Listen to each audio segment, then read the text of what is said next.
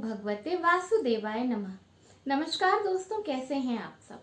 बहुत स्वागत है आपके अपने ही चैनल इंस्पिरेशन ऑफ प्रेरणा में।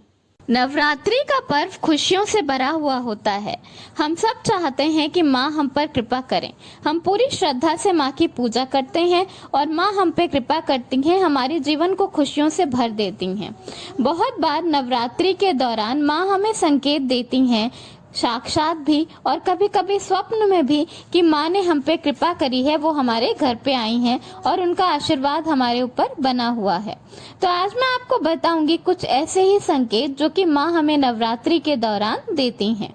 तो आइए देखें। तो नवरात्रि के दौरान हाथी या उल्लू दोनों को ही दिखना बहुत ही शुभ माना जाता है, क्योंकि हाथी और उल्लू दोनों को ही माँ का वाहन माना गया है।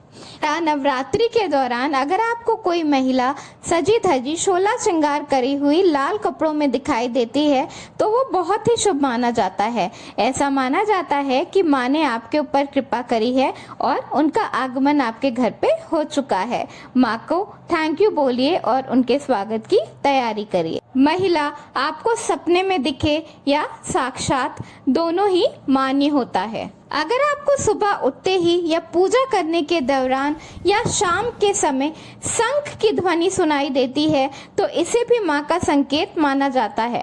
शंख की ध्वनि बहुत ही शुभ होती है। शंख की ध्वनि सुनाई देना माँ का आशीर्वाद पाने के बराबर ही होता है। यहाँ पर आप अगर खुद शंख बजाते हैं तो वो मान्य नहीं होगा।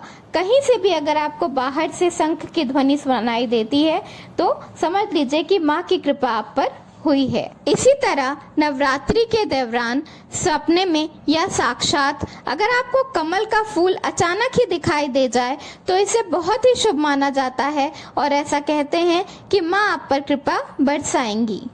नवरात्रि के दौरान अचानक से नारियल दिख जाना भी बहुत ही शुभ माना जाता है।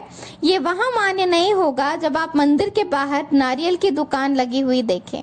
अगर आपको अचानक ही कहीं नारियल दिख जाए तो उसे माँ का संकेत माना जाता है। हिंदू धर्म में गाय को भी पूजनीय माना गया है, तो अगर शाम के समय आपको अचानक ही गाय की आवाज सुनाई दे जाए तो इसे बहुत ही शुभ माना जाता है और ऐसा माना जाता है कि माँ ने आपको संदेश भेजा है कि वो आपके घर पर आ चुकी हैं। पूरे हाथ जोड़िए और पूरे मन से उनके स्वागत की तैयारी करिए।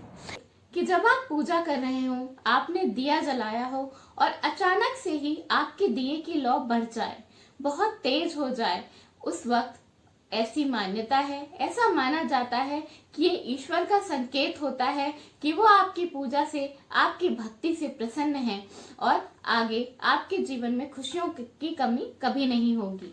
आपको ऐसा मान लेना चाहिए कि भगवान ने अब आपकी हर परेशानी का निवारण कर दिया है और आपकी जिंदगी में खुशियां भरी रहेंगी। इसी तरह दोस्तों, मान्यता है कि अगर पूजा करते वक्त आपकी अगरबत्ती से किसी एक आकृति का निर्माण हो, जैसे कि ओम, शिव या वीणा, इस तरह की अगर आकृति का निर्माण आपकी अगरबत्ती या धूप के धुएं से होती है तो उसे भी बहुत ही शुभ संकेत माना जाता है। ऐसी मान्यता है कि ऐसा होने पर ईश्वर आप पर सदैव कृपा करते हैं, आपको इशारा दे रहे हैं कि वो आपके घर में पधार चुके हैं और आगे आपकी जिंदगी में खुशियां ही खुशियां होंगी। तो ये है कुछ संकेत जो कि ईश्वर हम में से कुछ लोगों को देते हैं और बताते हैं कि उनके साथ आगे सब कुछ अच्छा ही होने वाला है और उनकी जिंदगी में आगे खुशियां ही खुशियां होंगी। दोस्तों, अगर आपको कभी भी इस तरह का कोई संकेत मिले तो उसे कभी भी इग्नोर नहीं करना चाहिए, उसे अनदेखा नहीं करना चाहिए। ईश्वर को दोनों हाथ जोड़कर धन्यवाद देना चाहिए और आगे अपने काम में लग जाना चाहिए। इसके साथ साथ एक बहुत ही महत्वपूर्ण बात यह है कि अगर आपको इस तरह का कोई संकेत मिले तो आपको उसे सबको बताना नहीं चाहिए। कुछ बातें गुप्त रखने में ही हमारी भलाई होती है। अगर आपको इस तरह का कोई संकेत मिले तो ईश्वर से दोनों हाथ जोड़कर धन्यवाद बोलें और अपनी जिंदगी में खुशियों का स्वागत करें।